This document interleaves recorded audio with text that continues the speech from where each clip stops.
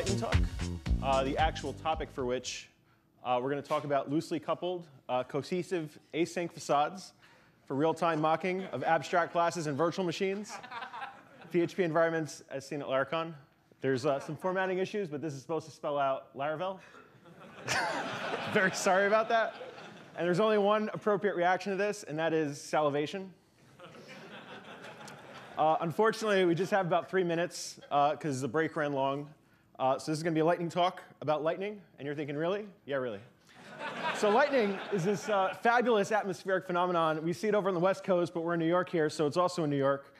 And it's also international, sacre bleu. And it doesn't respect religions or creeds, so even the Vatican has problems with lightning. I've even heard that it's in Arkansas. Oh, that's a different type of lightning.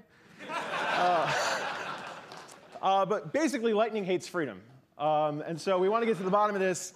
Let's study this actual lightning. We're wondering, if it hates freedom, what actually is it? Is it some magic trick or something? Is it some mystical force? No, it's actually just in normal lab. It's a scientific formula, so we can measure it. So we went back to the lab. We think, how big is lightning? It's right at 1.21 gigawatts.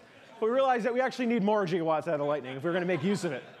So we talked to the boys down in the lab, and we got them to go down to Target and pick up some vinegar and baking soda, the best that money can buy. We chopped off the top of a mountain. We poured this stuff in there, waited for it to percolate. It was taking a while, so we used React.js. And then eventually, we got this volcanic lightning. And you're like, holy crap, we got this volcanic lightning. It's pretty scary. So you're wondering, whoa.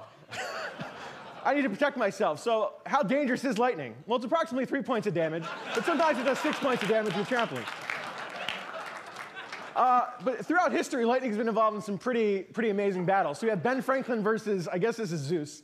They had something going on. Additionally, today, it's a problem with cats and lightning, things like that.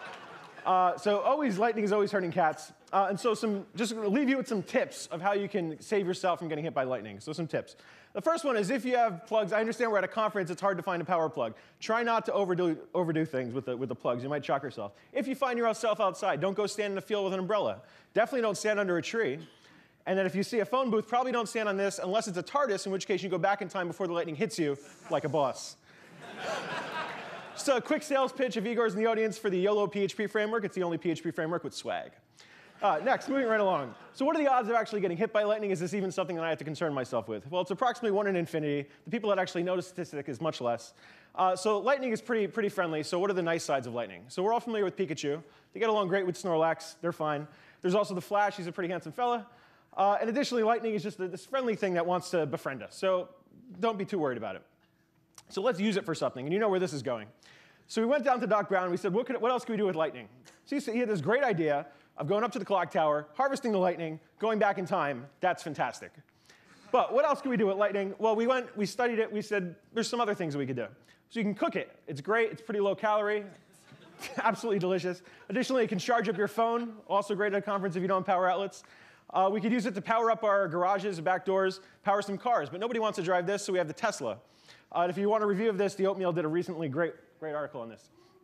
Additionally, so we said if we have these cars that are powered by lightning, we need some way to have portable lightning. So we got in touch with some farmers out in Pennsylvania. They were able to bottle the lightning. Now we can drive around with it and fill up when we need to, although these guys actually prefer to be called lightning artisans. And then one time, the lightning struck a rainbow and Neil Patrick Harris was born. That's a true story. Thank you.